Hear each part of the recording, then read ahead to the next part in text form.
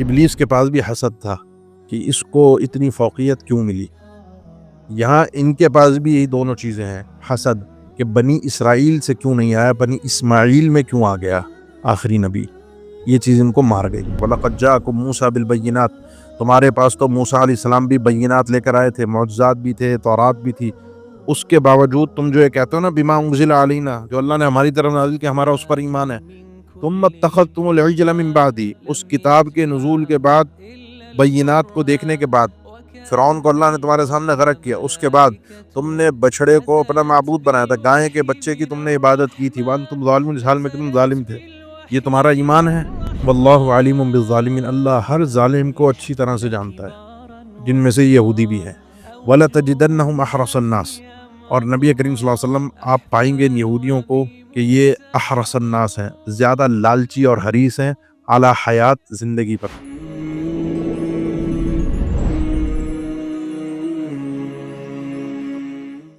السلام علیکم ورحمۃ اللہ وبرکاتہ. اعوذ باللہ من الشیطان الرجیم، بسم اللہ الرحمن الرحیم. وَإِذْ أَخَذْنَا مِيثَاقَ بَنِي إِسْرَائِيلَ لَا تَعْبُدُونَ إِلَّا اللَّهَ وَبِالْوَالِدَيْنِ إِحْسَانًا وَذِي الْقُرْبَى وَالْيَتَامَى وَالْمَسَاكِينِ وَقُولُوا لِلنَّاسِ حُسْنًا وَأَقِيمُوا الصَّلَاةَ وَآتُوا الزَّكَاةَ ثُمَّ تَوَلَّيْتُمْ إِلَّا قَلِيلًا مِّنكُمْ وَأَنْتُمْ مُعْرِضُونَ. سورۃ البقرہ، آیت نمبر 83. آیت نمبر 83. وَإِذْ أَخَذْنَا مِيثَاقَ بَنِي إِسْرَائِيل، اور جب ہم نے لیا وعدہ، مضبوط پختہ وعدہ بنی اسرائیل سے، لا تعبدون الا اللہ، کہ تم نہیں عبادت کرو گے مگر صرف اور صرف ایک اللہ کی. وَبِالْوَالِدَيْنِ إِحْسَانًا، اور والدین کے ساتھ حسن سلوک کرو گے. وَذِي الْقُرْبَى، اور قریبی رشتہ داروں کے ساتھ. وَالْيَتَامَى، اور یتیموں کے ساتھ. وَالْمَسَاكِينَ، اور مسکینوں کے ساتھ. وَقُولُوا لِلنَّاسِ حُسْنًا، اور لوگوں سے بات کرو گے اچھے انداز میں اور اچھی بات. وَأَقِيمُوا الصَّلَاةَ، اور نماز کو قائم کرو گے. وَآتُوا الزَّكَاةَ، اور زکوٰۃ ادا کرو گے. ثُمَّ تَوَلَّيْتُمْ، پھر تم پلٹ گئے، پھر گئے. تولا یتولا کہتے ہیں پیٹھ پھیر لینا، منہ موڑ لینا. الا قلیلا منکم، مگر بہت تھوڑے لوگ تم میں سے، انہوں نے پیٹھ نہیں دکھائی، وہ پیچھے نہیں پلٹے. وانتم معرضون، اور تمہاری حالت اور کیفیت یہی ہے کہ تم اعراض کرنے والے ہو، منہ موڑنے والے ہو. یہ سورۃ البقرہ، آیت نمبر 83. یہاں سے آج کے ہمارے سبق کا آغاز ہے انشاءاللہ. بنی اسرائیل کی گفتگو چل رہی تھی. ان کے گفتگو کا آگے مرحلہ ایک ہے کہ اللہ تعالیٰ نے چند اور مزید وعدے ذکر فرمائے ہیں جو بنی اسرائیل سے اللہ تعالیٰ نے لیے تھے، تورات کے ساتھ ساتھ مزید تاکید کے ساتھ. تورات پر تو عمل کرنا ہی تھا، لیکن مزید کچھ احکامات بھی تھے جو تورات میں بھی تھے، اور علیحدہ سے بھی ان کے اوپر عمل کے لیے ان سے وعدہ لیا گیا. اب ذرا سا غور کیجیے گا، جو آیت ہے اور جو گفتگو ہے، یہ جو وعدے اس آیت میں ذکر ہوئے ہیں، یہ سارے کے سارے وعدے اللہ تعالیٰ نے ہم سے بھی لیے ہیں. یہ صرف ایسا نہیں ہے کہ صرف بنی اسرائیل سے لیے گئے ہیں، یہ سب وعدے ہم سب سے بھی لیے گئے ہیں. اور اگر ان پر غور کیا جائے تو یہ وعدے وہ ہیں جو تقریباً اہل علم کہتے ہیں ساری ہی ملتوں میں، سارے ہی ادیان میں رہے ہیں. یعنی کوئی دین ایسا نہیں رہا کہ ان وعدوں سے وہ دین خالی رہا ہو، ان عبادتوں سے وہ دین خالی رہا ہو. غور کرتے جائیے. ہم نے بنی اسرائیل سے عہد لیا ایک اللہ کے علاوہ کسی کی عبادت نہیں کرنی. سارے انبیاء کی دعوت کا محور یہی ہے. وَلَقَدْ بَعَثْنَا فِي كُلِّ أُمَّةٍ رَسُولًا أَنِ اعْبُدُوا اللَّهَ وَاجْتَنِبُوا الطَّاغُوتَ. ہر رسول کو یہی تعلیم دی گئی تھی کہ ایک اللہ کی عبادت کرنی ہے. وَبِالْوَالِدَيْنِ إِحْسَانًا، اور والدین کے ساتھ تم سب نے حسن سلوک کرنا ہے. بنی اسرائیل سے وعدہ لیا گیا تھا، ہمیں بھی اللہ تعالیٰ نے بالکل اسی انداز کا وعدہ ذکر فرمایا سورہ بنی اسرائیل میں. وَقَضَىٰ رَبُّكَ أَلَّا تَعْبُدُوا إِلَّا إِيَّاهُ وَبِالْوَالِدَيْنِ إِحْسَانًا. تمہارے پروردگار کا تمہارے لیے بھی فیصلہ ہے کہ تم نے اللہ کے علاوہ کسی کی عبادت نہیں کرنی، اور والدین کے ساتھ تم نے حسن سلوک کرنا ہے. یعنی یہی ترتیب ہے اور یہی اسلوب ہے.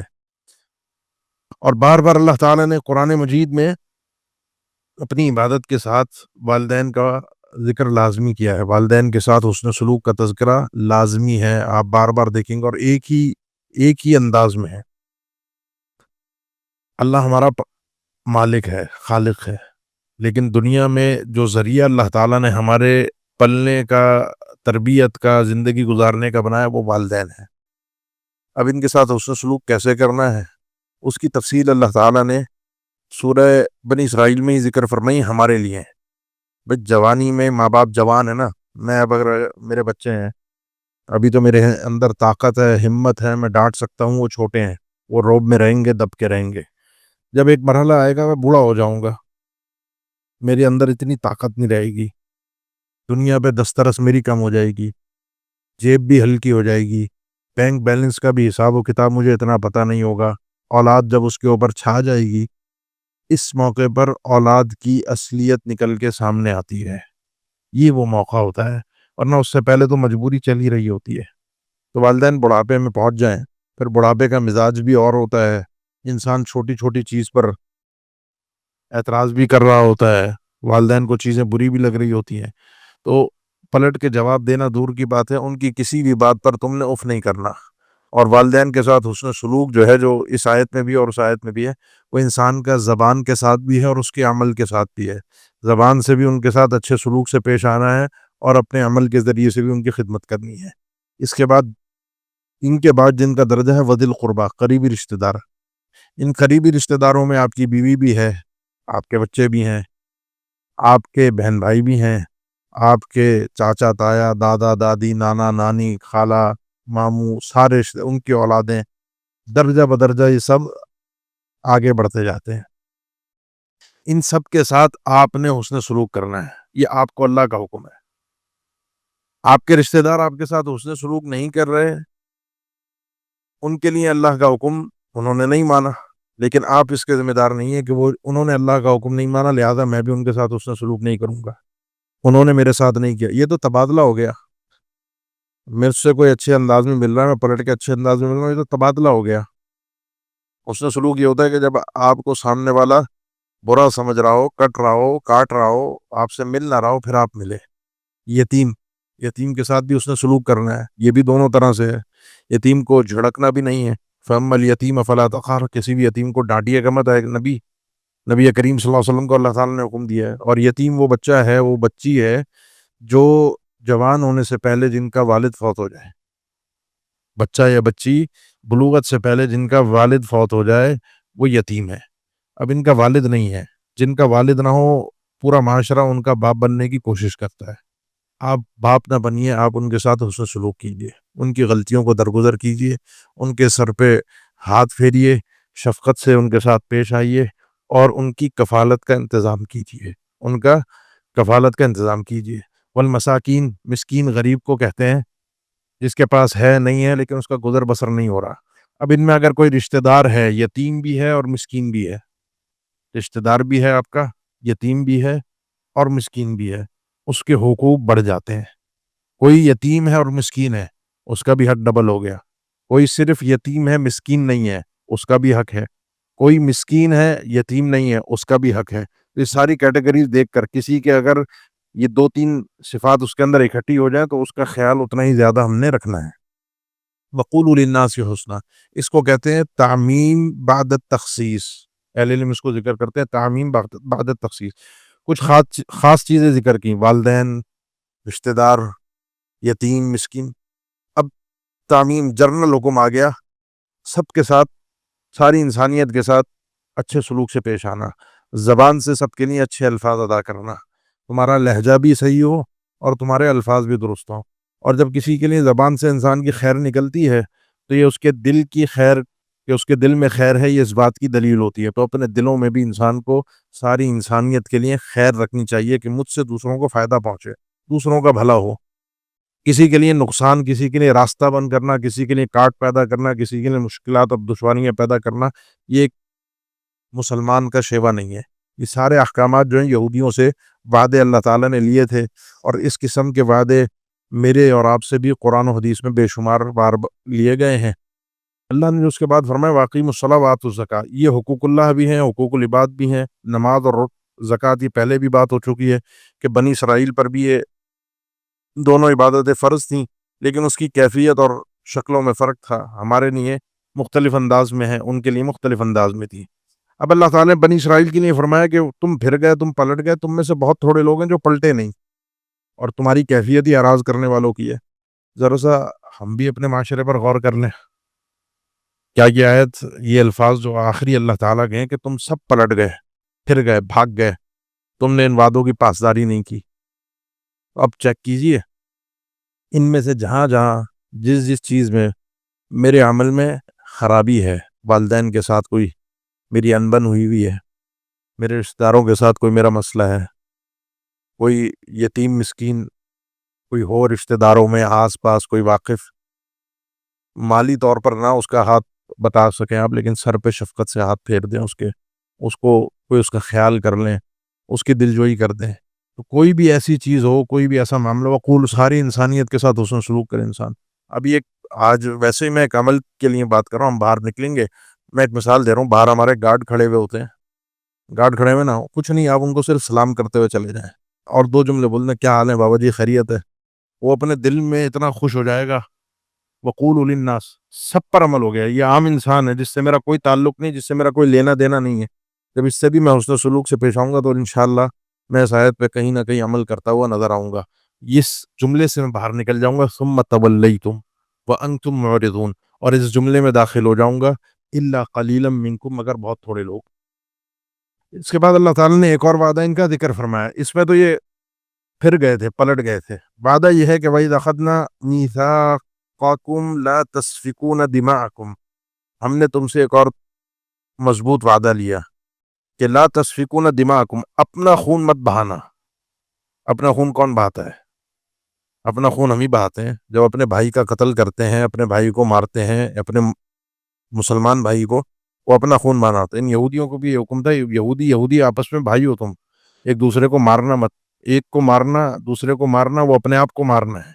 وَلَا تُخْرِجُونَ أَنفُسَكُم مِّن دِيَارِكُمْ، اور نہ ہی اپنے نفسوں کو، اپنے آپ کو اپنے گھروں سے نکالنا.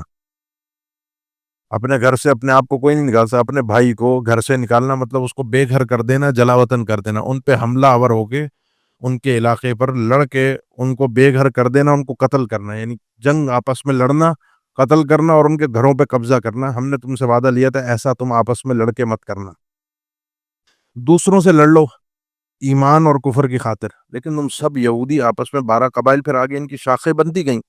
12 قبیلے تھے، 12 قبیلوں کے آپس میں گتھم گتھا ہوا ہے، وہ آگے آ رہا ہے. ثم اقررتم، تم نے اقرار کر لیا، وانتم تشہدون، اس حال میں کہ تم شاہد بھی تھے، گواہ بھی تھے. پہلے زمانے سے تم سے عہد لیا تھا، لیکن تاریخ تمہاری رہی ہے کہ تم ایک دوسرے کے ساتھ لڑتے رہے. ثم انتم ہؤلاء تقتلون انفسکم، پھر تم ہی ہو وہ لوگ جو اپنے نفسوں کو قتل بھی کرتے ہو. تم نے اپنے نفسوں کو مارا بھی، یعنی یہودیوں نے یہودیوں کو قتل بھی کیا. وَتُخْرِجُونَ فَرِيقًا مِّنكُم مِّن دِيَارِهِمْ، اور تم نکالتے ہو اپنے میں سے ہی ایک گروہ کو، ایک جماعت کو ان کے گھروں سے. کچھ یہودی کچھ دوسرے یہودیوں کو ان کے گھروں سے نکال کے اس پہ قبضہ کر لیتے ہیں. تظاہرون علیہم بالإثم والعدوان، تم غالب بھی آتے ہو. تظاہرون کا دو معنی، غالب بھی آتے ہو، مدد بھی کرتے ہو ان کے خلاف، گناہ کے معاملات میں بھی اور ظلم و زیادتی کے معاملات میں بھی. مسئلہ کیا ہے؟ مسئلہ پہلے باریکی سے نوعیت کو سمجھ لیجئے. یہ اللہ کے نبی صلی اللہ علیہ وسلم کے زمانے سے پہلے کے یہودیوں کو خاص طور پر تنبیہ کی جا رہی ہے. آپ صلی اللہ علیہ وسلم مدینہ تشریف لائے تو مدینہ کے اندر انصار کے 2 قبیلے آباد تھے، جن کو بعد میں انصار کا لقب دیا گیا. ان 2 قبیلوں میں آپ مشہور نام سنتے ہیں، اوس اور خزرج. اور یہ دونوں قبیلے یہودی نہیں تھے، مشرکین کے قبیلے تھے، شرک پر تھے. یہودیوں کے 3 قبیلے مدینہ کے آس پاس آباد تھے. ایک بنو قریظہ کا قبیلہ جن کا آپ جنگ احزاب میں تذکرہ سنتے ہیں، ایک بنو نذیر جن کا آپ مزید بعد میں حدیبیہ کے حوالے سے تذکرہ سنتے ہیں، اور ایک بنو قینقاع. یہ 3 قبیلے تھے یہود کے، لیکن یہ مختلف قبائل سے مختلف شاخیں تھیں. اب انسان کو جب کوئی اور باہر کا نہیں ملتا لڑنے کے لیے تو آپس میں خود لڑتے ہیں. ایسے ہی ہوتا ہے نا. ابھی آپ کوئی پیچھے چلے جائیں تو 2 خاندان آپس میں لڑے ہوئے ہوتے ہیں، بعد پیچھے جا کے وہ ایک ہی باپ کی نسل ہوتے ہیں، لیکن 2 بیٹے وہ دو بھائی، ان کے آگے نسلیں بڑھتی گئیں، 4-5 نسلوں کے بعد وہ خاندان کا دشمن ہوتا ہے، زمین کے تنازع، بے شمار تنازعات، مالی تنازعات، وہی ایک کیفیت ہے۔ بنو قریظہ جو تھے وہ اوس والوں کے ساتھ تھے، اور خزرج والوں کے ساتھ جو قبیلہ تھا مدینہ کا، ان کے ساتھ بنو قینقاع اور بنو نذیر تھے۔ اوس اور خزرج کی رہتی تھی لڑائی آپس میں، جب یہ لڑتے تھے تو یہ بھی ان کی مدد، تظاہرون علیہم بالاسم والعدوان، ان کی مدد کے لیے آ جاتے تھے، اور اوس اور خزرج کی جو مدد کرتے تھے تو آپس میں یہودی کے خلاف بھی ہو جاتا، پھر وہ اپنے ہی علاقوں پر حملہ کرتے، اپنے یہودیوں کے علاقوں پر حملہ کرتے، ان کو بے گھر کرتے، ان کو نکالتے۔ تم سے اللہ نے وعدہ لیا تھا ایسا مت کرنا، اچھا یہ تو تم نے اس وعدے کی خلاف ورزی کی۔ پھر ایک اور وعدہ تم سے تھا جس کا ضمناً تذکرہ یوں ہے کہ تم میں سے کوئی قیدی ہو تو اس کا فدیہ دے کے اس کو آزاد کرا دو۔ بھائی کوئی قید میں پکڑا گیا، اس کی رہائی کی قیمت مقرر ہے، آج بھی کوئی کسی کیس میں پکڑا جاتا ہے تو اس کی جائز ناجائز جو بھی مطالبات ہوتے ہیں حکومت کی طرف سے، کوئی اس کو سزا کے طور پر، ضمانت کے طور پر کوئی بھی پیسے اس کے مقرر ہیں، اور کچھ ویسے اوپر کے دینے پڑتے ہیں۔ تو یہ جو قیدی ہیں، اور قیدی بھی درست قیدی، یعنی درست سے مراد یہ ہے کہ سدھر چکا ہے، یا گناہ اتنا بڑا نہیں ہے، یا ناحق وہ پھنسا ہوا ہے تو اس کو آزاد کروا لو، یہ جنگی قیدی ہے۔ تو وَإِن يَأْتُوكُمْ أُسَارَىٰ، اور اگر تمہارے پاس آتے تھے قیدی، تُفَادُوهُمْ، کہ تم ان کا فدیہ دو، تو تم ان کا فدیہ دیتے تھے۔ وَهُوَ مُحَرَّمٌ عَلَيْكُمْ إِخْرَاجُهُمْ، اس حال میں کہ حرام کیا گیا تھا تم پر ان کا نکالنا، ان کو ان کے گھروں سے نکال کر قیدی بنانا تم پر حرام تھا۔ جب یہ قیدی بن جاتے تھے تو قیدی بننے کے بعد تم خود ہی ان کا فدیہ اوس اور خزرج کو دے کر ان کو آزاد کرواتے تھے، کہ اللہ نے ہم پر یہ فرض کیا ہے کہ اپنے قیدیوں کو آزاد کرواؤ۔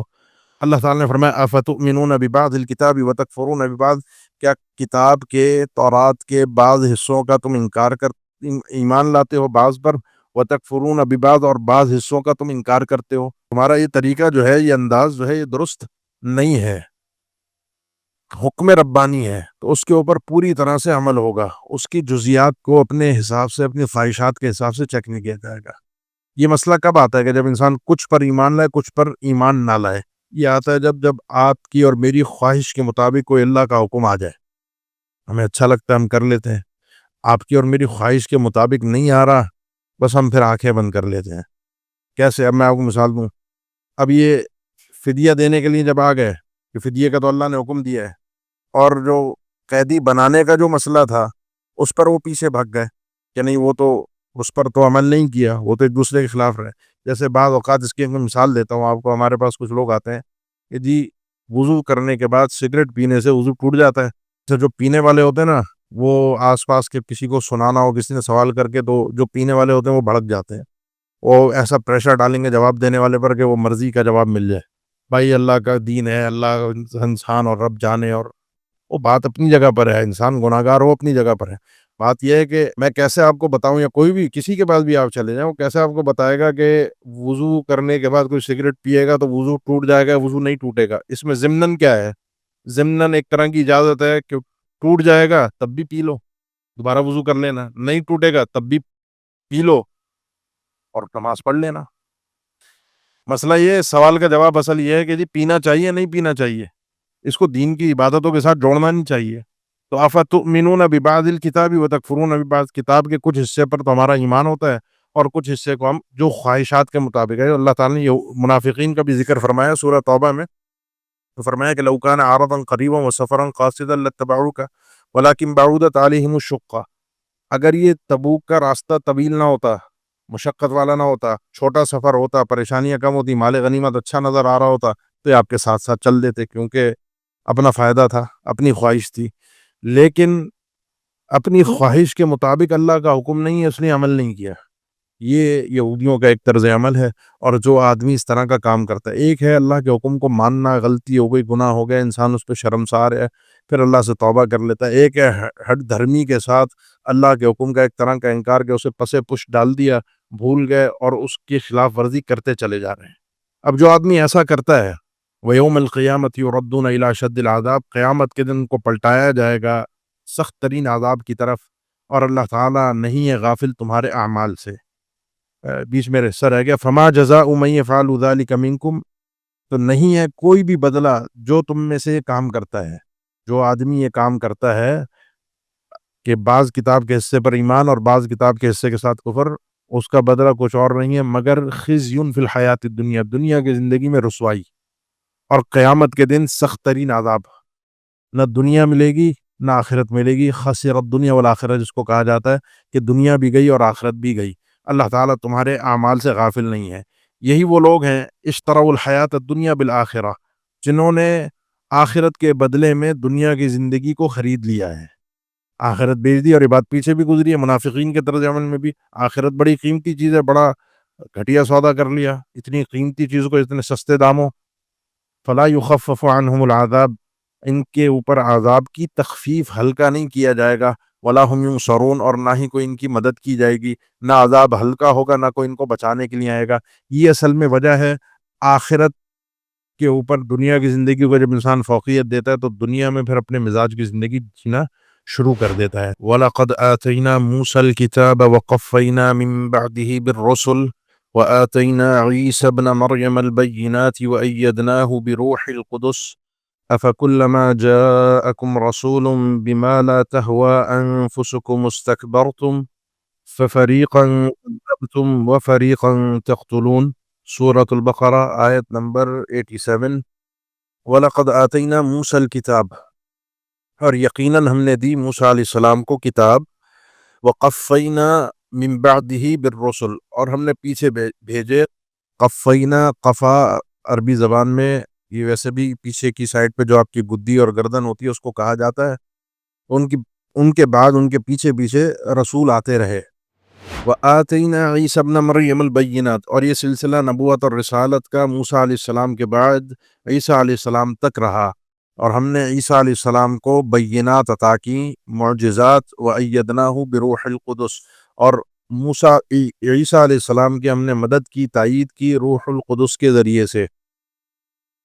موسیٰ علیہ السلام کے بعد بنی اسرائیل میں نے پہلے بھی ذکر کیا تھا، پھر ایک سلسلہ انبیاء کا ویسے بھی بنی اسرائیل میں رہا، اور پھر موسیٰ علیہ السلام کے بعد کئی انبیاء آتے رہے ان کو سمجھانے کے لیے۔ اور نبی کریم صلی اللہ علیہ وسلم کا فرمان ہے کہ بنی اسرائیل میں یہودی جو تھے وہ پہلے والے رسولوں کی تعلیم، ان کی رسالت، ان کے اوپر نازل ہونے والی کتاب کی تبلیغ کرتے تھے، اور اللہ کی طرف سے جو وحی آتی سمجھانے کے لیے وہ ان تک پہنچا دیتے۔ اور عیسیٰ علیہ السلام تک یہ سلسلہ رہا، اور پھر ایک فترہ آیا۔ فترہ قرآن مجید کے 6 پارے میں اس کا تذکرہ ہے، سورۃ المائدہ میں، یا اہل الکتاب قد جاءکم رسولنا یبین لکم علی فترۃ من الرسل۔ فترہ ایک وقفے کو کہتے ہیں، ہمارا بھی یہ رسول تمہارے پاس ایک وقفے کے بعد آیا ہے۔ وَأَيَّدْنَاهُ بِرُوحِ الْقُدُسِ، اور ہم نے ان کی تائید کی، ان کی مدد فرمائی روح القدس کے ساتھ۔ روح القدس تقریباً اہل علم نے یہاں پر ذکر کیا، مفسرین نے اس مراد جبریل امین ہے، ان کی صفت ہے، اور یہ اضافت جو ہے، جو نسبت کی گئی ہے روح کی قدس کی طرف، پاکیزہ کی روح، یہ روح جو ہے پاکیزگی کی طرف جو اس کی نسبت ہے، یہ اضافت تشریف ہے، ان کو شرف اور عزت دینے کے لیے، جیسے بیت اللہ وغیرہ انبیاء اللہ آگے بھی آئے گا، عزت کے لیے یہ روح القدس لفظ استعمال کیا۔ روح کا معنی، ایک معنی ہے کہ آپ کی اور میری زندگی جس چیز کے اندر ہے وہ جبرائیل امین لے کر آتے ہیں، اور وہ زندگی ہماری اللہ کی وحی میں ہے، اور وہ قدس کی طرف سے لے کر آتے ہیں۔ تو اس کا سادہ سا مفہوم ہے۔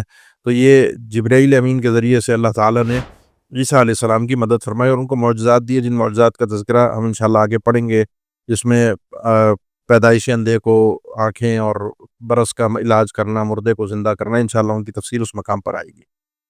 جو بات اصل ہے، افکلما جاءکم رسول بما لا تہوی انفسکم استکبرتم، کیا پھر ایسا چلتا رہا سلسلہ کہ ایسا نہیں ہوا کہ تمہارے پاس جب بھی کوئی رسول آئے ان تعلیمات کو لے کر، جاءکم رسول بما، ان تعلیمات کو لے کر، لا تہوی انفسکم، جو تمہاری خواہشات سے میل نہیں کھاتی تھی، تہوی وہی ہوا سے ہے جس کو خواہش کہتے ہیں، تمہارے نفس کی خواہشات سے ان میچ نہیں ہوئی، تو استکبرتم، تم نے تکبر کیا، ٹھکرا دیا، قبول نہیں کیا۔ جو بات میں نے پچھلی 2 آیات پہلے کی تھی کہ انسان کی مزاج کے مطابق دین آ رہا ہو تو اسے قبول کر لیتا ہے، مزاج سے ہٹ کر، خواہشات سے ہٹ کر آئے تو اسے رد کر دیتا ہے۔ یہ طرز عمل قابل قبول اللہ کی بارگاہ میں نہیں ہے۔ آپ کو اپنی خواہش کو مارنا پڑے گا، اللہ کے احکامات کو فوقیت دینی پڑے گی۔ ہماری مصیبت یہ ہے آج کے اس زمانے کی، جس میں لبرل ہیں، ہمارا ایک معاشرہ تباہ و برباد ہے، وہ اپنی خواہش کو عقل کا نام دیتا ہے۔ بہت فرق ہے خواہش میں اور عقل میں۔ عقل بہت ہی علیحدہ چیز ہے، بہت ہی اچھی چیز ہے، لیکن خواہشات وہ انسان کو گندا کر دیتی ہیں، وہ انسان کو گناہوں کی طرف لے کر جاتی ہیں، اور مصیبت تب ہوتی ہے جب انسان اپنی خواہش کو عقل کا نام دے دے۔ عورت اور مرد برابر ہے، خواہش ہے، اور اس کو عقل کی بنیاد پر پیش کرنا یہ درست ہے ہی نہیں۔ اب میں ایک مرد ہے اور ایک عورت ہے، طاقت میں، اعضاء میں، جسامت میں برابر ہو ہی نہیں سکتے۔ دونوں کا ڈیزائن اللہ نے مختلف کیا، دونوں کو احکامات میں اللہ نے الگ الگ دی ہیں، بہت سے احکامات ایک ہیں اور بہت سو میں فرق بھی ہے۔ یہ خواہشات جو ہوتی ہے نا، ہم ان کو جب عقل کا نام دیتے ہیں اور اس کی بنیاد پر کہتے ہیں دیکھو اللہ کا دین عقل کے خلاف ہے، یہ اس سے بڑی مصیبت ہو جاتی ہے۔ جس نے اپنی خواہشات کو کامل مومن بن جاتا ہے، جس کی خواہش ہی اللہ کا دین بن جائے۔ اسی لیے جو مروی ہے نا کہ حتی یکون ہواہ تبعا لما جئت بہ، اس کی خواہشات ہی وہ بن جائیں کہ اس کو مزہ ہی نماز میں آ رہا ہے، اس کو مزہ ہی تلاوت میں آ رہا ہے، اس کو مزہ ہی اللہ کے دین کے اوپر عمل کرنے میں آ رہا ہے، اس کی خواہش ہی دین بن گیا ہے۔ یہ سمجھے ایمان کے اعلیٰ درجے پر فائز ہو گیا۔ فَفَرِيقًا كَذَّبْتُمْ، اب تمہارے پاس دو ہی راستے، کیونکہ رسول تمہارے سامنے ہے۔ آج تو ہمارے سامنے مولوی ہیں، مولوی کو گالی دے دی، مولوی کو کچھ بھی کہہ دی، اللہ کے دین کو گالیاں دینی ہے تو دے نہیں سکتے، مولوی کو سامنے سیمبل بنایا اور مولوی کو دبا کے گالیاں دیں، جو اللہ اور اس کے رسول کو ہم دے سکتے تھے وہ دیں۔ یہ بات میں پہلے کیا کرتا تھا، پھر اب دیکھنے کو بدنصیبی ہے کہ دیکھنے کو یہ بھی ملے گا کہ اب کھلم کھلا سوشل میڈیا ہے، انٹرنیٹ ہے، آپ جو بکیں، جو بکواس کریں، تو اب اللہ کو بھی، اللہ کے رسول کو بھی لوگ جس کا جو دل میں آتا ہے کھل کے بکتا ہے نا۔ وہ ایک تھا نا جو کہہ رہا تھا جب کووڈ آیا تھا تو بیت اللہ کی تصویر اس نے خالی ذکر دکھائی، طواف نہیں ہو رہا، طواف رکا ہوا ہے، خالی مطاف ہے، خالی صحن ہے، اس پہ اس نے لکھا یہ جو ایک ہمارا صحافی ہے، پتہ نہیں اب یہ اس کا بعد میں تو اس نے انکار کر دیا کہ میرا ٹویٹر اکاؤنٹ ہی نہیں تھا، مبشر زیدی۔ اس نے کہا جب بھی کوئی آفت آتی ہے نا تو بڑے میاں سب سے پہلے اپنے گھر کو تالا لگا کے نکل جاتے ہیں۔ یہ آپ کے ملک میں رہنے والے صاحب ہیں، پہلے تو مولویوں کو، شیعہ ہے نا وہ، تو یہ دہریت، الہاد، پہلے تو مولویوں کو لوگ گالیاں دیتے تھے، اللہ اور اس کے رسول کو دے نہیں سکتے تھے، اب کھل کر اللہ اور اس کے رسول کو دے رہے ہیں۔ ان کی مصیبت یہ تھی اس سے بڑی کہ ان کے سامنے انبیاء تھے، مولوی تو تھے نہیں، مولوی کو تو آپ کچھ بھی کہہ دیں، اب انبیاء ہیں وہ تو اللہ کی طرف سے، ان کا کیا کریں؟ تو فَفَرِيقًا كَذَّبْتُمْ، ایک انبیاء کے ایک گروہ کو تم نے جھٹلا دیا، نبی کریم صلی اللہ علیہ وسلم کو تم نے کھل کے جھٹلا دیا۔ تم یہودیوں نے عیسیٰ علیہ السلام کو نہ صرف یہ کہ جھٹلایا بلکہ تم نے کہا کہ یہ تو نعوذ باللہ اولادی، ان کا تو نسب نامہ ہی درست نہیں ہے، یہ تو ان کی والدہ کا نعوذ باللہ کیریکٹر ہی خراب تھا، تو یہ تو تم اس حد میں آگے بڑھ گئے، اور جہاں تمہارا بس چلا جھٹلانے سے آگے کا، وَفَرِيقًا تَقْتُلُونَ، اور انبیاء کی ایک جماعت کو تم نے قتل کیا، جس میں اہل علم نے ذکر کیا، اہل تفسیر میں زکریا علیہ السلام اور یحییٰ علیہ السلام کا نام ذکر کیا کہ انہوں نے ان کو قتل بھی کیا، اور نبی کریم صلی اللہ علیہ وسلم کی قتل کی پوری کوششیں کی، سازشیں کی، کئی دفعہ حملے کیے، جادو کیا، زہر ڈالا۔ عیسیٰ علیہ السلام کو تو اپنے خیال میں وَقَوْلِهِمْ إِنَّا قَتَلْنَا الْمَسِيحَ عِيسَى ابْنَ مریم، وہ تو سمجھتے تھے کہ ہم نے عیسیٰ علیہ السلام کو تو قتل کر ہی دیا ہے، لیکن اللہ نے فرمایا وَمَا قَتَلُوا، انہوں نے عیسیٰ علیہ السلام کو قتل نہیں کیا، وَمَا صَلَبُوهُ وَلَكِنْ شُبِّهَ لَهُمْ۔ یہ تو یہ بدبخت قوم تھی کہ جب اپنی خواہش کے مطابق بات نہیں مل رہی، مار دو، قتل کر دو۔ ہٹ دھرمی یہ ہے کہ وَقَالُوا قُلُوبُنَا غُلْف، انہوں نے کہا کہ ہمارے دل پردے میں ہے، یعنی ہٹ دھرمی ہے کہ ہمارے دلوں پر پردہ ہے، جو تم بات کر رہے ہو ہمیں سمجھ میں نہیں آ رہی۔ اللہ نے ہمارے دلوں کو پیدائشی طور پر بند رکھا ہے، دوسرے الفاظ میں اللہ نے فرمایا بات یہ نہیں، یہ بل ابطال کے لیے اہل علم نے ذکر کیا، ابطال سے مراد یہ ہے کہ تم جو کہہ رہے ہو ایسا نہیں ہے، دل تو تمہارے کھلے ہوئے ہیں، لیکن حق تمہاری سمجھ میں نہیں آ رہا۔ اس کی وجہ کیا ہے؟ اس کی دو وجوہاتیں، ایک کا یہاں ذکر ہے لعنہم اللہ بکفرہم، اللہ نے تمہارے کفر کی وجہ تم پر لعنتیں کی ہیں۔ لعنت یہ ہے کہ انسان کو اللہ اپنی رحمت سے دور کر دے، اور دنیا کے اندر لعنت یہ ہے کہ انسان، اللہ تعالیٰ اپنے دین کی توفیق کسی انسان سے چھین لے، دین پر عمل کی توفیق کسی انسان سے چھین لے۔ فَقَلِيلًا مَا يُؤْمِنُونَ، پھر بہت تھوڑا ہے جو وہ ایمان لاتے ہیں، بہت تھوڑے لوگ ہیں جو وہ ایمان لائے ہیں۔ دونوں اس کے ترجمے علم نے ذکر کیے ہیں کہ بہت تھوڑی چیزوں پر یہ ایمان لائے، وہ اپنے مفادات کے، اپنی خواہشات کے مطابق جو تھیں اس پر یہ ایمان لائے۔ وَلَمَّا جَاءَهُمْ كِتَابٌ مِّنْ عِندِ اللَّهِ مُصَدِّقٌ لِّمَا مَعَهُمْ، اور جب ان کے پاس آئی وہ کتاب جو اللہ کی طرف سے تھی، جو تصدیق کرنے والی تھی ان تعلیمات کی جو ان کے پاس تھیں، قرآن مجید آیا، اور قرآن مجید نے بتایا کہ تورات سچی کتاب تھی، اللہ نے موسیٰ علیہ السلام کو نبی بنایا تھا، انکار نہیں کیا، اور اس کی تعلیمات کی تصدیق کی۔ میں پہلے بھی ذکر کر چکا ہوں کہ تصدیق کس کس طرح سے، اس کے 3 مراحل ہم نے شروع میں ذکر کر دیے تھے۔ اس کتاب کے نازل ہونے سے پہلے وَكَانُوا مِن قَبْلُ يَسْتَفْتِحُونَ عَلَى الَّذِينَ كَفَرُوا، اللہ کے نبی صلی اللہ علیہ وسلم کے آنے سے پہلے یہ استفتاح کرتے تھے. استفتاح کے دو معنی ہیں, مدد مانگنا یا خبر دینا, اطلاع دینا. بما فتح اللہ علیکم, وہاں پر بھی میں نے ذکر کیا تھا فتح کے دو معنی. وہاں پر تو فتح کا معنی تھا علم, فتح بمعنی علم کے بھی استعمال ہوتا ہے. تو یستفتحون, وہ استفتاح کرتے, مدد مانگتے تھے علی الذین کفروا, کافروں کے خلاف.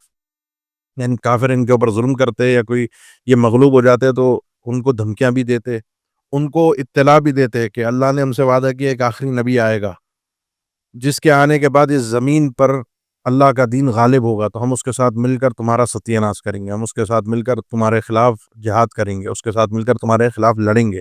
فلما جاءہم, جب وہ نبی ان کے پاس آ گئے, اللہ کے نبی صلی اللہ علیہ وسلم, ما عرفوا, وہ نبی آئے جس کو انہوں نے پہچان لیا. اور کس طرح پہچانا؟ جس طرح اپنے بچوں کو پہچانتے ہیں. کفروا بھی, ماننے کے بجائے پہلے تو دنیا کو بتاتے ہیں نبی نے آنے, ہم اس کے اوپر ایمان لا کے دنیا کے اندر تمہاری اینٹ سے اینٹ, کافروں کی اینٹ سے اینٹ بجا دیں گے مشرکین کی. اب انکار کر دیا. فلعنت اللہ علی الکافرین, اللہ کی لعنتیں ہوں, بربادی ہو, اللہ کی رحمت سے دور ہوں کافر. انکار کیوں کیا؟ انکار کیوں کیا؟ یہ اگلی آیت میں آ رہا ہے. بئس ما اشتروا بہ انفسہم, بہت بری ہے وہ چیز جس کے بدلے انہوں نے اپنے نفسوں کو بیچ دیا. وہ بری چیز کیا ہے؟ ان یکفروا بما انزل اللہ, کہ انہوں نے کفر کیا اللہ کی نازل کردہ تعلیمات کا. کیوں؟ بغیا ان ینزل اللہ, بغی کرتے ہوئے, ظلم اور زیادتی کرتے ہوئے. سادے لفظوں میں کہے تو حسد کی وجہ سے یہ ظلم کا شکار ہوئے. ان ینزل اللہ من فضلہ, کہ اللہ تعالیٰ نے نازل فرما دیا ہے اپنا فضل, اعلی من یشاء من عبادہ, اپنے بندوں میں سے جس پر چاہا. بنی اسرائیل میں نہیں آیا, بنی اسماعیل میں آ گیا. یہ حسد ان کو مار گیا. اور اس بنیاد پر پچھلی آیت میں آپ نے پڑھا استکبرتم, تم نے تکبر کیا. یہ دو وجوہات ہم پہلے بھی پڑھ کر آئے ہیں جب ہم نے ابلیس کا تذکرہ کیا تھا. استکبر وکان من الکافرین, اس نے بھی استکبار کیا تھا. اللہ کے حکم کو نہ ماننا استکبار کے تکبر کہلاتا ہے, اللہ کے حکم کو نہ ماننا. اور اس کی وجہ ابلیس کے پاس بھی حسد تھا کہ اس کو اتنی فوقیت کیوں ملی. یہاں ان کے پاس بھی یہی دونوں چیزیں ہیں, حسد کہ بنی اسرائیل سے کیوں نہیں آیا, بنی اسماعیل میں کیوں آ گیا آخری نبی. یہ چیز ان کو مار گئی. اور اس کے بعد استکبار, اللہ کا حکم نہیں مانا. یہاں رکیے, یہ تو ان کا معاملہ تھا. میں نے اور آپ نے الحمدللہ, بنی اسرائیل ہو ان کے بھی انبیاء کو ہم نے مانا کیونکہ اللہ نے ان میں بھیجے.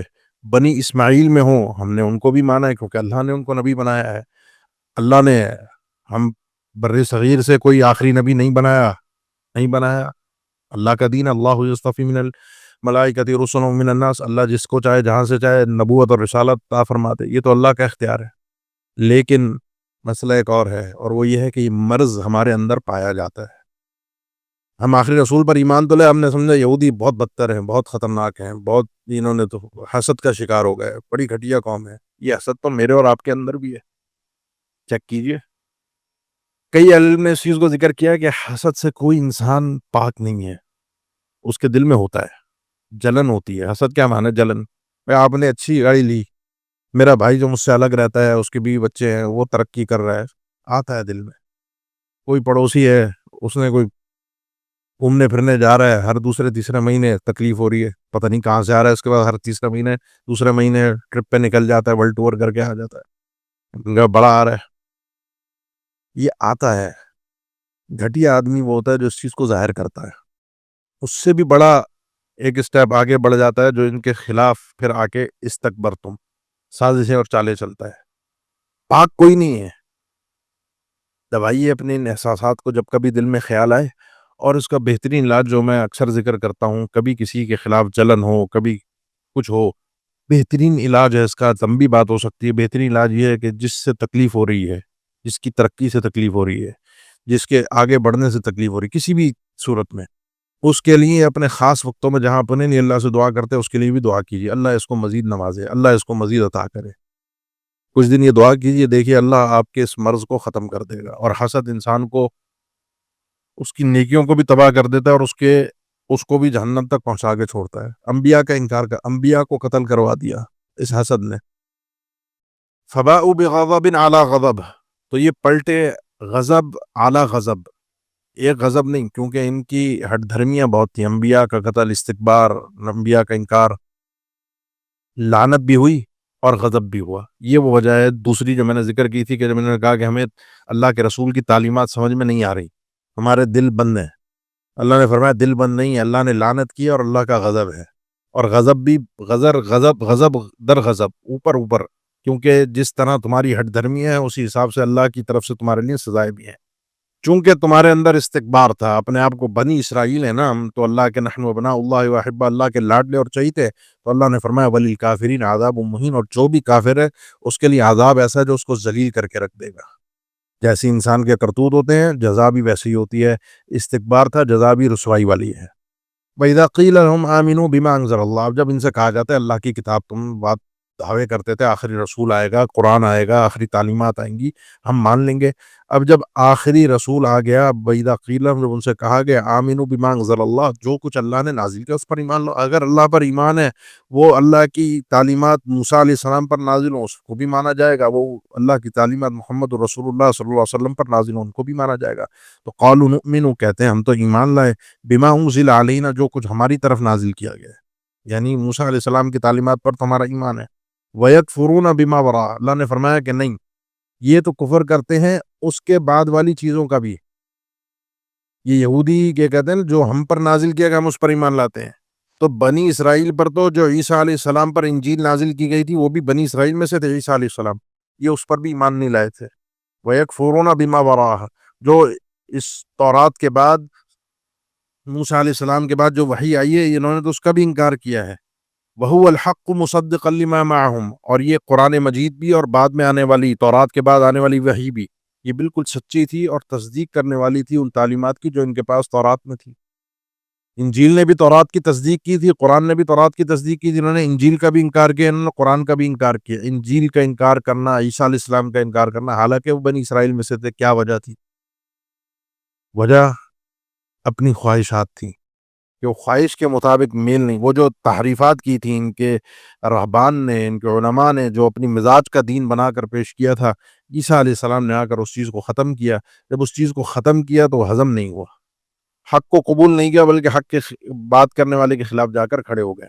اللہ نے فرمایا کہ ٹھیک ہے, یہ نبی سچا نہیں ہے, تم اپنے اوپر بنی اسرائیل پر نازل ہونے والی تعلیمات کو تو مانتے ہو. قل, آپ فرمائیے, فَلِمَ تَقْتُلُونَ انبیاء اللہ, پھر تم نے اللہ کے انبیاء کو قتل کیا ہے. وہ کیوں قتل کیا؟ زکریا علیہ السلام, یحییٰ علیہ السلام, وہ تو بنی اسرائیل میں سے تھے, ان کو پھر کیوں قتل کیا؟ ان کے قتل کرنے کی تمہارے پاس کیا دلیل تھی؟ من قبل, اس سے پہلے, ان کنتم مؤمنین, اگر تم مومن ہو تو اس کا جواب دو. خواہشات, حسد, تکبر, یہ امراض ہیں جو انسان کو حق سے پھیر دیتے ہیں, حق سے اس کو منہ موڑنے پر مجبور کرتے ہیں. اپنا محاسبہ کرنا چاہیے ہم سب کو, اپنے آپ کو چیک کرنا چاہیے. تم جو دعویٰ کرتے ہیں یہودیوں کہ ہم تو ایمان لائے ہیں ان چیزوں پر جو اللہ نے ہم پر نازل کی ہیں, تورات, تو اللہ نے فرمایا تورات پر بھی سنو تمہارا ایمان کیسا رہا. پہلے تو تفصیل سے ہوئی, اب یہاں ضمناً ان چیزوں کو بھی ذکر کیا گیا ہے. وَلَقَدْ جَاءَكُم مُوسَىٰ بِالْبَيِّنَاتِ, تمہارے پاس تو موسیٰ علیہ السلام بھی بینات لے کر آئے تھے, معجزات بھی تھے, تورات بھی تھی. اس کے باوجود تم جو یہ کہتے ہو نا بما انزل علینا, جو اللہ نے ہماری طرف نازل کیا ہمارا اس پر ایمان ہے. ثم اتخذتم العجل من بعدی, اس کتاب کے نزول کے بعد, بینات کو دیکھنے کے بعد, فرعون کو اللہ نے تمہارے سامنے غرق کیا, اس کے بعد تم نے بچڑے کو اپنا معبود بنایا تھا, گائے کے بچے کی تم نے عبادت کی تھی. وانتم ظالمون, اس حال میں کہ تم ظالم تھے. یہ تمہارا ایمان ہے تورات پر, یہ تمہارا ایمان ہے موسیٰ علیہ السلام پر, یہ تمہارا ایمان ہے اللہ کے معجزات پر. وَإِذْ أَخَذْنَا مِيثَاقَكُمْ وَرَفَعْنَا فَوْقَكُمُ الطُّورَ, تم تورات پر بھی ایمان کس طرح لائے ہو یہ بھی سنو. تورات پر بھی تمہارے آبا و اجداد کوئی آسانی سے ایمان نہیں لائے تھے, اس کی تعلیمات کو آسانی سے قبول نہیں کیا تھا. اور جب ہم نے پکڑا اٹھا کر وَإِذْ أَخَذْنَا مِيثَاقَكُمْ, اور جب ہم نے لیا تم سے پختہ وعدہ کہ تم نے تورات پر عمل کرنا ہے, وَرَفَعْنَا فَوْقَكُمُ الطُّورَ, اور ہم نے اٹھا لیا, بلند کر لیا تمہارے اوپر طور پہاڑ کو, جو پہلے بھی گزری ہے. طور پہاڑ لا کے تمہارے سروں پر رکھ کر تمہیں کہا مانو نہیں تو یہ ابھی دھسا کے مار کے ختم کیا جائے گا. تم نے اس کے بعد مانا, قالوا سمعنا, تم نے اپنے کہا اپنی زبان سے کہ ہم نے سن لیا کان سے. اور کیسا سنا؟ ایک کان سے سنا, دوسرے سے نکالا. وعصینا, اور خود درمیان میں رہ گیا. خذوا ما آتیناکم بقوۃ واسمعوا, پکڑو مضبوطی کے ساتھ جو ہم نے تمہیں دیا ہے, تعلیمات مضبوطی کے ساتھ تھامنا. واسمعوا, اور تورات کی تعلیمات کو سنو. تو نے کہا سمعنا, ہم نے سن لیا. وعصینا, اور ہم نافرمانی کریں گے. یہ تو تمہارا ایمان تھا تورات پر. یعنی زبان سے تم نے کہا کہ ہم نے اپنے کانوں سے سن لیا ہے، عمل کے ذریعے سے تم نے کوئی اس تورات کی تعلیمات کو نہیں مانا، بلکہ اپنی خواہش اور مزاج کے مطابق چلے، جس کی ایک مثال ہم پیچھے پڑھ کر آ گئے ہیں کہ جب ان کو منع کیا تھا کہ ایک دوسرے کے خلاف حملے مت کرنا، ایک دوسرے کو قتل مت کرنا، ایک دوسرے کو ان کے گھروں سے مت بے گھر کرنا، وہ سب تم نے کام کیے ہیں. تو کون سا تمہارا تورات پر ایمان تھا؟ وَأُشْرِبُوا فِي قُلُوبِهِمُ الْعِجْلَ بِكُفْرِهِمْ. تمہاری حالت یہ تھی کہ 40 دن تم نے بچڑے کی عبادت کی تھی، تم اللہ کو بھول کر، جس اللہ نے تمہیں فرعون سے نجات دی تھی. وَأُشْرِبُوا شرب سے ہے، امام قرطبی نے لکھا ہے اس مقام پر، یہ وشربو کی تعبیر پینا، پلا دیے گئے. ان کے دلوں کے اندر بچڑے کی محبت ان کے کفر کی وجہ سے. وَأُشْرِبُوا فِي قُلُوبِهِمْ، پلا دی گئی ان کے دلوں میں بچڑے کی محبت ان کے کفر کی وجہ سے. یہ پلانے کی تعبیر یہ ایسی ہے کہ انسان جب کوئی چیز پیتا ہے تو وہ اس کے جسم میں پھیلتی ہے، سرایت کرتی ہے، یعنی پانی رگوں کو تر کرتا ہے، خون کے ساتھ شامل ہوتا ہے. وہ محبت تمہاری رگوں میں رچ بس گئی تھی. تم تو اس 40 دن کے بعد اس بچڑے کو بھولنے کے لیے تیار نہیں تھے. اسی لیے میں نے ذکر کیا تھا جب ان سے وہ گائیں ذبح کروا کے مردے کو زندہ کروایا گیا، تو یہ کم از کم اس گائے نسل کی عبادت کو، اس کی تعظیم کو ختم کرنے کے لیے ایک ذریعہ تھا کہ کاٹو اس کو اپنے ہاتھ سے، جس کو تم خدا سمجھتے ہو. قل بئس ما یأمرکم بہ ایمانکم، اے نبی ان کو بتائیے بہت بری ہے وہ چیز جس کا تمہیں تمہارا ایمان حکم دے رہا ہے. انسان کو اس کا ایمان، اس کا عقیدہ تعلیمات پر عمل کرنے پر مجبور کرتا ہے. آپ کا اگر ایمان صحیح ہوگا، آپ کا ایمان آپ کو اعمال صالحہ کی طرف لے کر آئے گا. کسی انسان کا ایمان درست نہیں ہوگا، اس کا ایمان اس کو گناہوں کی طرف، خباثتوں کی طرف، اللہ کے دین کا مذاق اڑانے کی طرف لے کر جائے گا. آپ فرما دیجئے تمہارا ایمان تمہیں بری چیزوں کا حکم دے رہا، تمہیں اعمال پر نہیں ابھار رہا. تمہاری یہ تو تاریخ ہے، ان کنتم مؤمنین، اگر تم سچے مومن ہو تو یہ طرز عمل درست نہیں ہے. اس کے بعد قل ان کانت لکم الدار الآخرۃ عند اللہ خالصۃ من دون الناس. اب ان سے ایک بات ہوئی ہے یہودیوں سے، ترجمہ ہم پہلے پڑھ لیں آیت کا. قل اے نبی کریم صلی اللہ علیہ وسلم فرما دیجیے ان سے کہ ان کانت لکم الدار الآخرہ، اگر ہے آخرت کا گھر تمہارے لیے اللہ کے پاس خالص، 100% آخرت جنت تمہاری ہے، من دون الناس، دوسرے لوگوں کے علاوہ. انسانیت میں کوئی جنت میں نہیں جائے گا، بنی اسرائیل کے 12 قبیلے انہی کے لیے جنت ہے. جو ان کا گمان تھا کہ ہم ہی ہیں، ہم ہی لاڈلے ہیں، یہ زمین بھی ہماری ہے، یہ سب انسان ہماری خدمت کے لیے پیدا ہوئے ہیں، ایک اپنے آپ کو بہت بڑا سمجھ لیا تھا تم نے. تو اگر ایسا ہے کہ آخرت تمہاری ہی ہے تو فتمنوا الموت، موت کی تمنا کرو کہ اللہ تمہیں موت دے دے.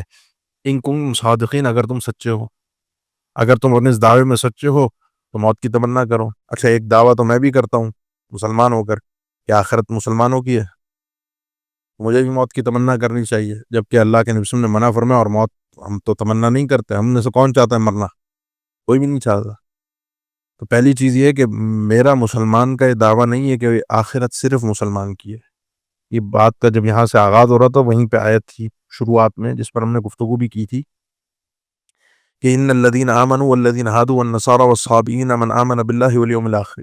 ایمان لائے یہودی، عیسائی، صابی، اس کرائٹیریا پر جو آئے گا، من آمن باللہ والیوم الآخر. یہودی اپنے زمانے کے یہودی بھی جنت میں جائیں گے جو صحیح ایمان والے، اعمال صالحہ والے. عیسائی بھی جنت میں جائیں گے. اس سے پہلے کے زمانے کے لوگ، نوح علیہ السلام کے زمانے کے لوگ بھی، ہود علیہ السلام کے، جو ایمان لائے ہیں وہ سب جنت میں جائیں گے. ہم مسلمانوں کی تھوڑی ہے. نمبر 1. نمبر 2، مسلمان اپنے آپ کو جو جنتی مانتے ہیں وہ اللہ اور اس کے رسول پر ایمان کی وجہ سے مانتے ہیں، نسل کی بنیاد پر نہیں مانتے کہ بھئی ہم بر صغیر والے جنت میں جائیں گے، ہم فلاں قوم والے جنت میں جائیں گے. یہ اپنے آپ کو قومیت کی بنیاد پر جنتی مانتے ہیں. تیسرا، مسلمان اپنے آپ کو جنتی مانتا ہے اور وہ یہ تسلیم کرتا ہے اگر اس کے اعمال اچھے ہوتے ہیں کہ آخرت دنیا سے بہت بہتر ہے. موت کا وقت آتا ہے تو وہ بھاگتا نہیں ہے. صحابہ کرام کے کتنے واقعات ہیں کہ وہ چند کھجوریں پھینک کر میدان جہاد میں کود گئے کہ اگر جنت یہاں پر ہے، جنت یہاں سے مل رہی ہے تو ایک کھجوریں کھا کر اپنے آپ کو لیٹ کرنا، اس دنیا میں رہنا بیکار ہے. اس لیے آپ صلی اللہ علیہ وسلم نے جب جنازے دے کے فرمایا کہ اگر مومن ہوتا ہے تو وہ، صحیح مسلم کی حدیث ہے، وہ تو دنیا کی تکلیفوں، پریشانیوں، مصیبتوں سے جان چھوٹ جاتی ہے، اس کی اللہ کی رحمت کی طرف پہنچ جاتا ہے. اس موقع پر ہوتا ہے من احب لقاء اللہ یحب اللہ لقاء ومن کرہ لقاء اللہ وکرہ اللہ لقاء. آخری لمحے پر جب انسان کو اس کی ایک طرح کی پوری زندگی سامنے ہوتی ہے، اعمال اور اس کے حساب سے جو اس کا آگے منظر ہوتا ہے، تو اس موقع پر اب وہ دنیا چھوڑ کر آگے بھاگنے کی کوشش کرتا ہے. ختم دنیا، جنت پریشانی، ٹینشن، اذیت سب ختم. آگے استقبال ہے، فرشتے بہترین قسم کے انداز میں اس کے پاس جنت کا لباس، جنت کا کفن، جنت کے بستر، خوشبو، سلام، احترام، عزت. وہ کہاں دنیا اور کہاں وہ منظر. لیکن اگر آگے منظر بھیانک ہو تو پھر کہاں یہ انسان موت کی تمنا کرے گا. تو یہ فرق ہے مسلمانوں کے اور یہودیوں کے اس دعوے میں. یہ دعویٰ ہی مختلف ہے اور دعوے کا نتیجہ بھی مختلف ہے. یہ ان کا ایک زعم تھا کہ چلو دنیا، ایمان، یہ جتنی باتیں تم کر رہے ہو، محمد صلی اللہ علیہ وسلم آپ چونکہ بنی اسرائیل میں نہیں ہے، جنت بنی اسرائیلیوں کے لیے ہے قومیت کی بنیاد پہ. اللہ نے فرمایا اگر ہے تو پھر موت کی تمنا کرو. بلکہ وَلَن يَتَمَنَّوْهُ، یہ اس قسم کی آیت ہم سورہ جمعہ میں بھی پڑھتے ہیں 28 پارے میں. قُلْ يَا أَيُّهَا الَّذِينَ هَادُوا إِن زَعَمْتُمْ أَنَّكُمْ أَوْلِيَاءُ لِلَّهِ، اے نبی کریم صلی اللہ علیہ وسلم آپ فرما دیجئے ان یہودیوں سے کہ اگر تمہارا یہ خیال ہے کہ تم اللہ کے لاڈلے اور چہیتے تم ہو تو اللہ سے کہو کہ اللہ تمہیں اٹھا لے دنیا سے، پہنچو جنت میں. یہاں کیوں ذلیل و رسوا ہو رہے ہو؟ اللہ نے وہاں بھی فرمایا کہ وَلَا يَتَمَنَّوْنَهُ أَبَدًا بِمَا قَدَّمَتْ أَيْدِيهِمْ. یہ کبھی بھی اپنے اعمال کی سامنے جو کرتوت ہے ان کو پتہ ہے.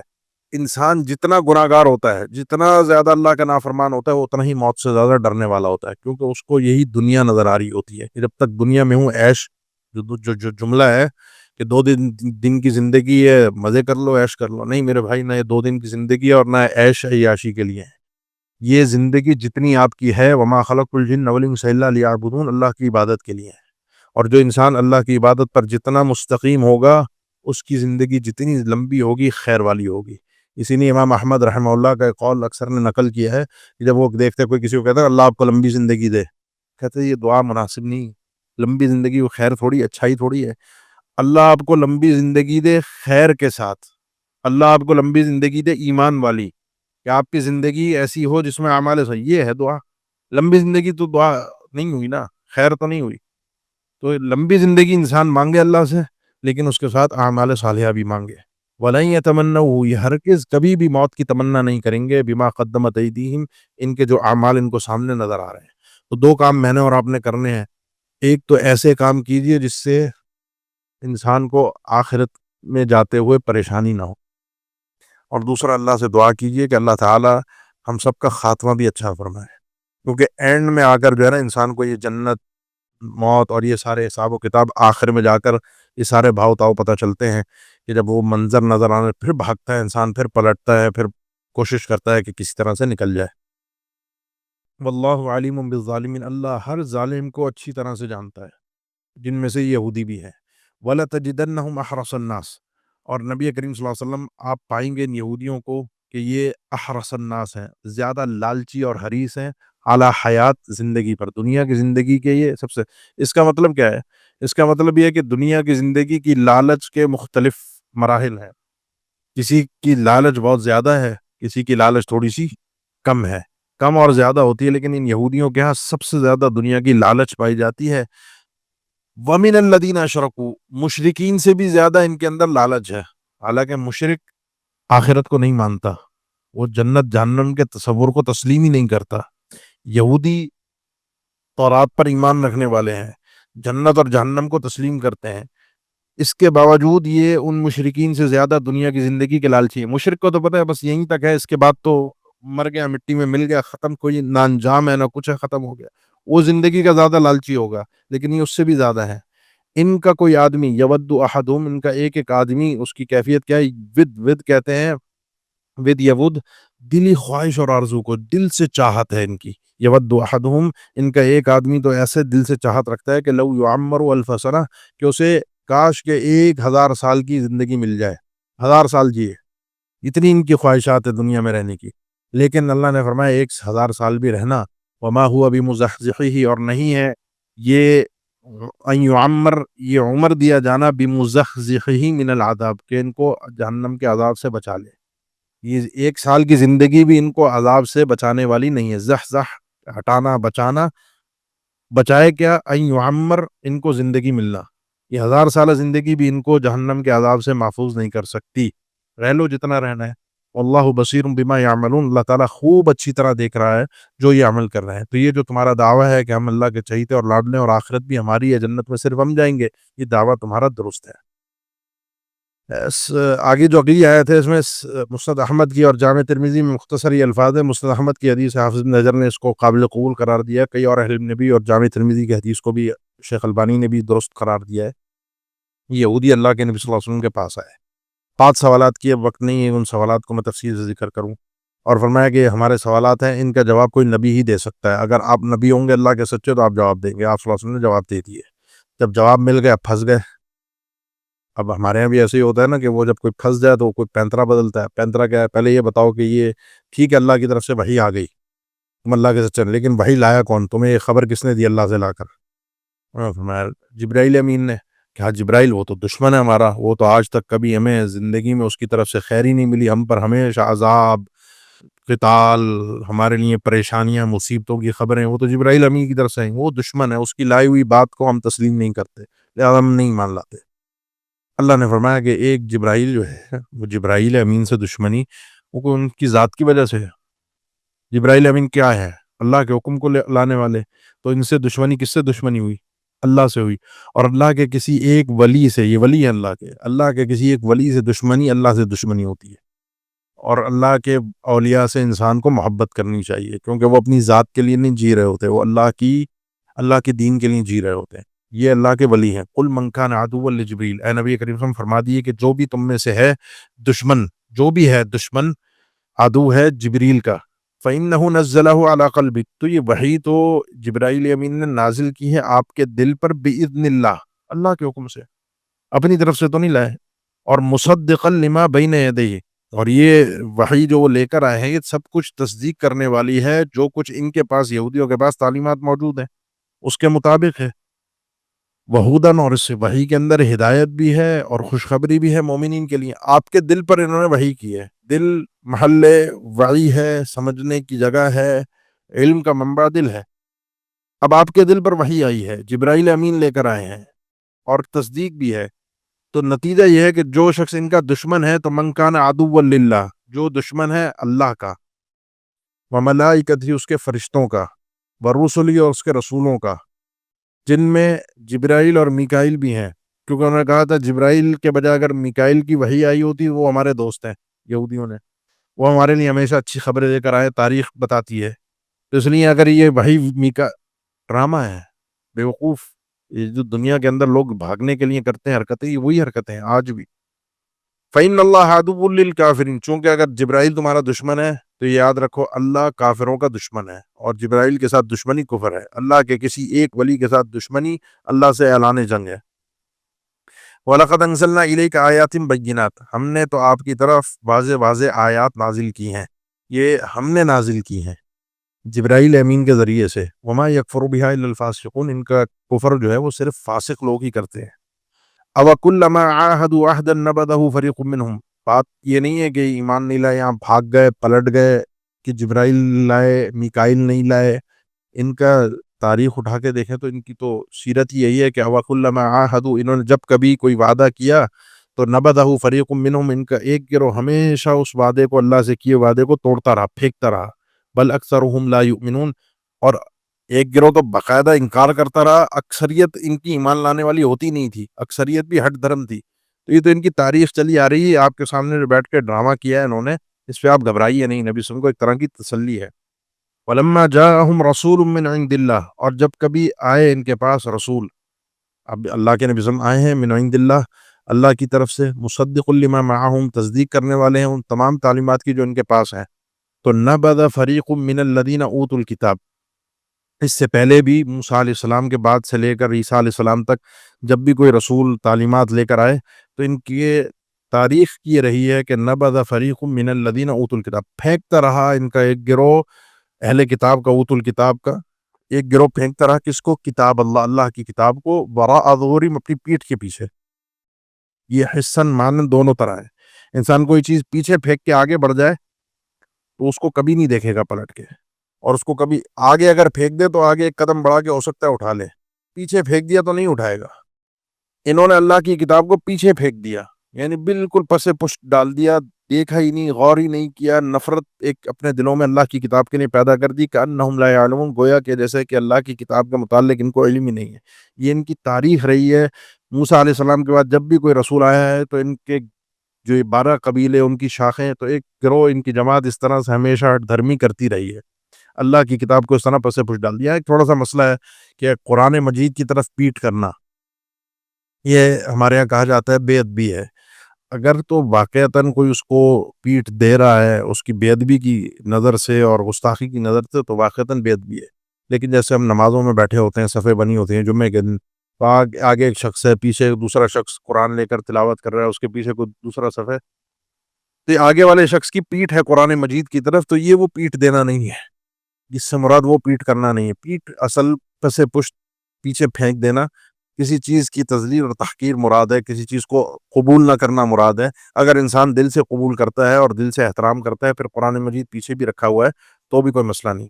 تیسرا مسئلہ ہے اس آیت میں، سفیان ابن عیینہ رحمہ اللہ نے ذکر کیا ہے کہ یہ جو ہے نا، نبذ فریق من الذین اوتوا الکتاب کتاب اللہ وراء ظہورہم، وہ کہتے ہیں کہ سفیان بن عیینہ فرماتے ہیں انہوں نے تورات کو بڑے خوبصورت ریشمی غلافوں میں رکھ کر، اس کے اوپر سونے چاندی کی ڈیزائننگ بھی کر کے انہوں نے خوبصورتی کے ساتھ تورات کو رکھا تھا، پیٹ کے پیچھے حقیقت میں نہیں پھینکا تھا، اس کے اوراق کی، تورات کی بڑی اچھی انہوں نے عزت اور احترام کیا، عمل نہیں کیا تھا، وہ مراد ہے یہاں پر۔ ہمارے بھی قرآن بڑے اچھے اچھے غلافوں میں، کورز کے اندر، بڑی ریک میں، الماری میں، بالکل اوپر کے خانے کے اندر ہم اس کو سب سے اوپر رکھتے ہیں، اور قرآن کے اوپر کوئی چیز نہ رکھی جائے، قرآن کو چومتے بھی ہیں، قرآن کو آنکھیں بھی لگاتے ہیں، قرآن کے تعویذ بھی بناتے ہیں، اندر جو قرآن مجید کے ہے وہ کسی کی سمجھ میں آنے کو نہیں۔ یہ بڑا مسئلہ ہے۔ سفیان بن عیینہ کا قول ہے کہ یہ جو کتاب اللہ کو انہوں نے پیچھے پھینکا تورات کو، وہ کیا تھا، وہ اس کو خوبصورتی کے ساتھ اچھا کر کے رکھا، ریشمی اس کے غلاف بنوائے، اس کے اوپر بہترین سا سونا اور چاندی بھی لگوایا، لیکن عمل نہیں کیا۔ کچھ کیفیت ہماری بھی ہے، مسلمانوں کی بھی ایسی ہے۔ اچھا، دوسری اب بات ہے جو آگے اگلی آیت کے ساتھ ہے، انسان کچھ نہ کچھ تو کرتا ہے، یا حق پر چلے گا، حق پر نہیں چلے گا تو باطل پر تو چلے گا، کچھ نہ کچھ تو کرنا ہی ہے۔ تو جب انہوں نے اللہ کی کتاب کو چھوڑ دیا تو کیا کیا، اس کے بعد کہاں نکلے، کیا ان کا عمل رہا، وہ اگلی آیت میں ہے کہ انہوں نے وَاتَّبَعُوا مَا تَتْلُو الشَّيَاطِينُ، انہوں نے اتباع کی، پیچھے چلے ان تعلیمات کے جو شیاطین نے پڑھی تھیں علی ملک سلیمان، سلیمان علیہ السلام کی بادشاہت میں۔ اس کا پہلے میں آپ کو اس آیت کا پورا معنی اور مفہوم سمجھا دوں، پھر آیت پڑھنے میں آپ کو سمجھ میں بھی آسانی کے ساتھ ترجمے میں آ جائے گی انشاءاللہ۔ سلیمان علیہ السلام موسیٰ علیہ السلام کے بعد کے ادوار کے ہیں، وہ آگے انشاءاللہ بات آئے گی۔ اللہ نے ان کو، آپ جانتے ہیں، جو بادشاہت دی، رب جو ملک اللہ ينبغي لأحد من بعد، یہ ایسی بادشاہت اللہ مجھے عطا فرما جو میرے بعد کسی کو ایسی بادشاہت نصیب نہ ہو۔ جنات بھی ان کے تابع تھے، ہوا بھی ان کے تابع دار تھی، اللہ نے ان کو بہت کچھ دیا تھا، جانوروں کی زبانیں بھی ان کو آتی تھیں، اس میں چیونٹی کا کلام بھی انہوں نے سنا تھا۔ یہودیوں کے نزدیک یہ جادوگر تھے، وہ کہتے تھے یہ جو آدمی ہے، اس نے جو، یہ نبی نہیں ہے، یہ جادوگر ہے، اس نے جو کچھ دنیا میں جو کام کیے ہیں، جو بادشاہت کی ہے، ہوا کی تابع داری اور یہ سب کچھ، یہ تو جادوگری ہے، ہمیں جادوگری سیکھنی چاہیے۔ اللہ تعالیٰ نے پھر بابل شہر میں، جو عراق کا ایک شہر ہے، 2 فرشتے بھیجے جادو کیا ہوتا ہے یہ بتانے کے لیے۔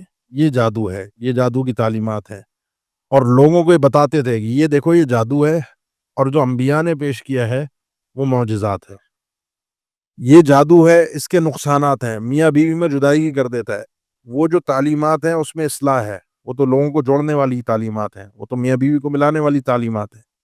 اللہ کے دین میں، اللہ کی وحی میں، اللہ کے نبی میں فرق ہوتا ہے، شیاطین میں، ان کی تعلیمات میں، جادوگری میں، اور اس کے آنے والے نتائج میں فرق ہوتا ہے۔ فرشتے اللہ کے انبیاء کے ساتھ جڑتے ہیں، وہ نیک لوگ ہیں، اللہ کے انبیاء نیک لوگ ہیں، فرشتوں کا نیک لوگوں کے ساتھ تعلق بنتا ہے۔ جو جادوگر ہیں خبیث لوگ ہوتے ہیں، گندے لوگ ہوتے ہیں۔ جو انسانوں میں سے جادوگر ہوتے ہیں وہ شیاطین، ان کے کام ہی اس وقت کرتے ہیں، جنات جو شیاطین ہوتے ہیں کام ہی اس وقت آتے ہیں جب تک وہ جادوگر اپنی زبان سے اور اپنے عمل سے شیطان کی شیطانیت کا اقرار نہ کر لے۔ زبان سے اس کے وہ طلاسم، وہ جو کلمات ہوتے ہیں جادو کے، وہ اس کی، بعض دفعہ آپ تعویذ پکڑ لیں کسی کا، کھول کے دیکھیں تو اس میں ساحر، اپنا شداد، حامان، قارون، یہ نام لکھے ہوں گے، یا حامان یا قارون یا شداد، یہ تعویذوں میں لکھا ہوتا ہے آپ کے، آپ کبھی کھول کے دیکھیے گا، وہ جو لکیریں بنی ہوئی ہوتی ہیں، اور یہ عملاً ان سے ایسے گندے گندے افعال کرواتے ہیں جادوگر، اپنا شیاطین جو جنات ہوتے ہیں جادوگروں سے، تاکہ پھر ان کے لیے وہ کام کر سکیں، پھر ان کے جو جادو کرتے ہیں جس کے لیے کرتے ہیں، جس انداز میں کرتے ہیں، پھر شیاطین اس میں ان کا ساتھ دیتے ہیں۔ تو یہ فرشتے آئے یہ بتانے کے لیے یہ جادو ہے، یہ معجزہ ہے، جادو مت سیکھو، یہ ہمیں اللہ نے آزمائش کے لیے بتانے کے لیے، فرق کو بتانے کے لیے بھیجا ہے۔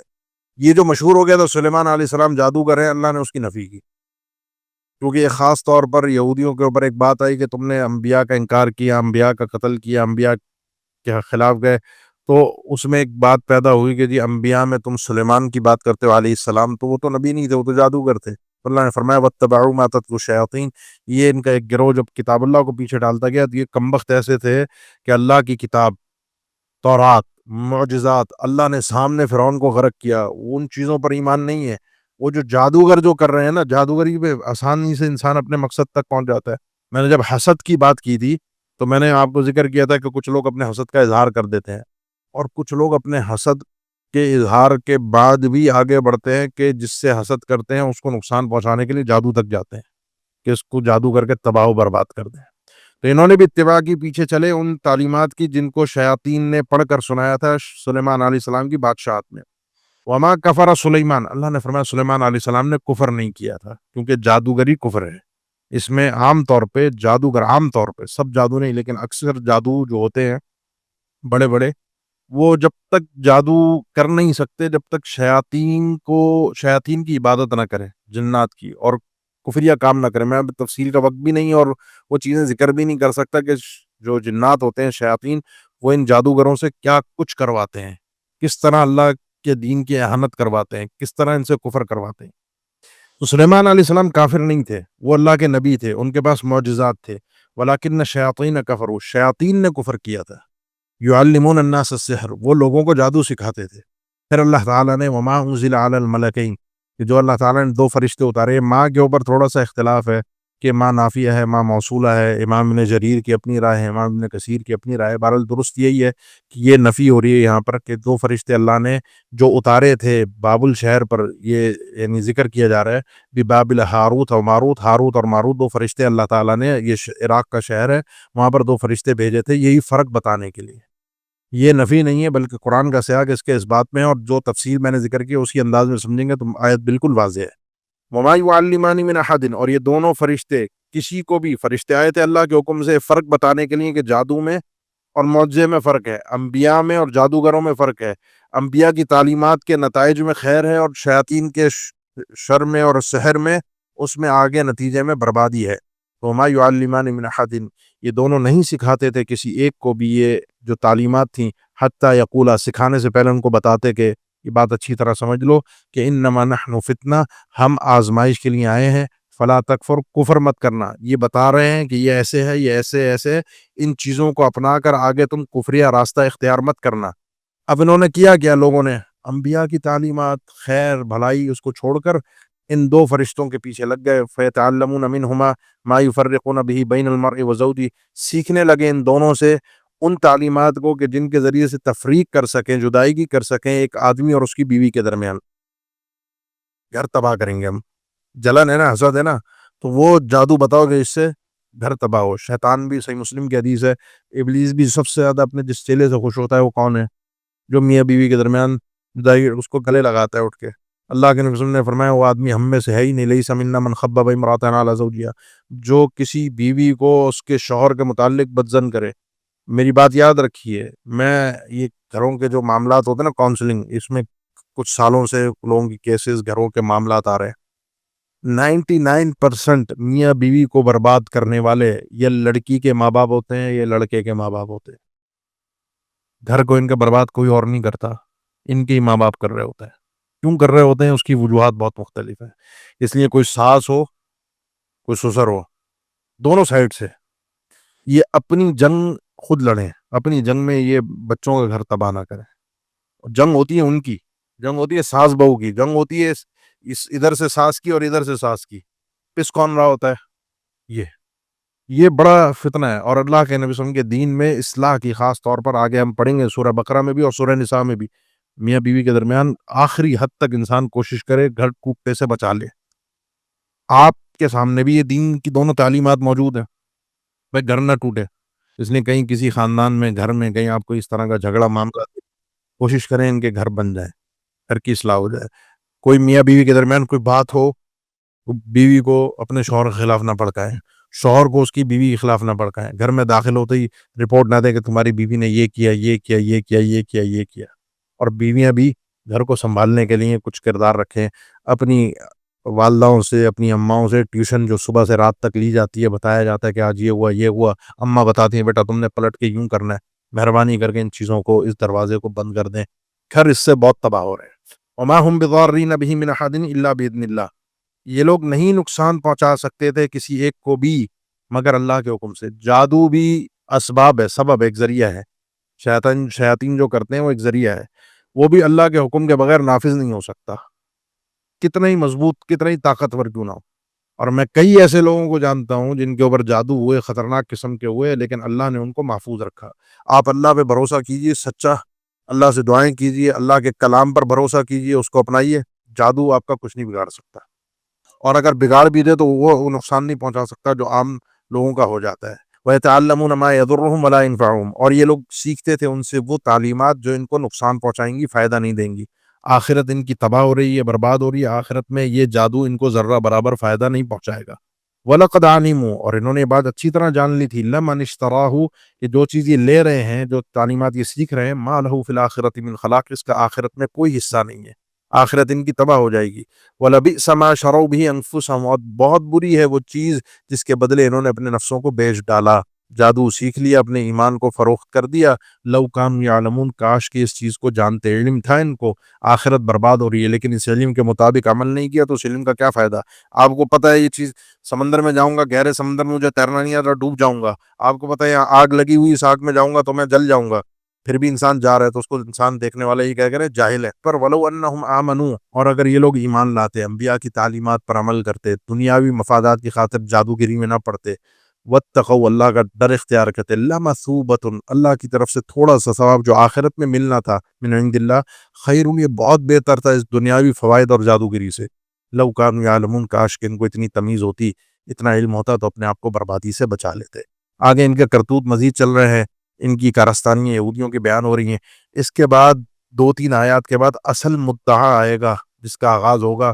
جو ساری ان کی ابھی تک آپ نے کہانی ایک سنی ہے، یہ ایک تمہید تھی اصل حکم کی طرف لے جانے کے لیے. اصل حکم کے آغاز کو، مقدمے کو بیان کیا جائے گا، اور پھر وہ اصل حکم جو ہے وہ دوسرے پارے کے شروع میں آئے گا انشاءاللہ. السلام علیکم ورحمۃ اللہ وبرکاتہ. اس سے بڑا ظالم کون ہوگا جو مسجدوں کو برباد کرتا ہے، اللہ کے ذکر سے روکتا ہے؟ اور اس سے بڑا مومن کون ہوگا جو مسجدوں کو آباد کرتا ہے، مسجد میں اللہ کا ذکر کرنے کے لیے راہیں فراہم کرتا ہے؟ وَإِذَا قَضَىٰ أَمْرًا، اور اللہ وہ ہے جب کسی بھی معاملے کا فیصلہ فرماتا ہے کہ یہ کام ہونا چاہیے تو اس کو ہی نہیں کیا کہتا ہے، فَإِنَّمَا يَقُولُ لَهُ، اس کام کے لیے کن، یہ جملہ اللہ ادا کرتا ہے، اور فیکون، اگلے ہی لمحے وہ چیزیں ہو جاتی ہیں جن کا آرڈر ہوتا ہے. ایک آدمی جیسا خود ہوتا ہے نا، وہ چاہتا ہے سب ویسے ہی بن جائے. میں اگر غلط ہوں، میں اگر رشوت خور ہوں، میں اگر جھوٹا ہوں، میں اگر غیبت کرنے والا ہوں، تو میں چاہتا ہوں میری محفل کے لوگ بھی اسی مزاج کے بن جائیں. خربوزہ خربوزے کو دیکھ کر رنگ پکڑتا ہے.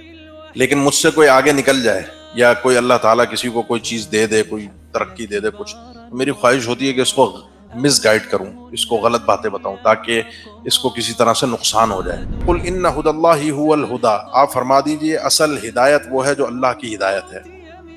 پہلے بھی وہ اللہ کا دین تھا، آج بھی وہ اللہ کا دین ہے. بیت المقدس قبلہ تھا، پہلے تھا، وہ بھی اللہ کا دین تھا. آج بیت اللہ ہے، یہ بھی اللہ کا دین ہے.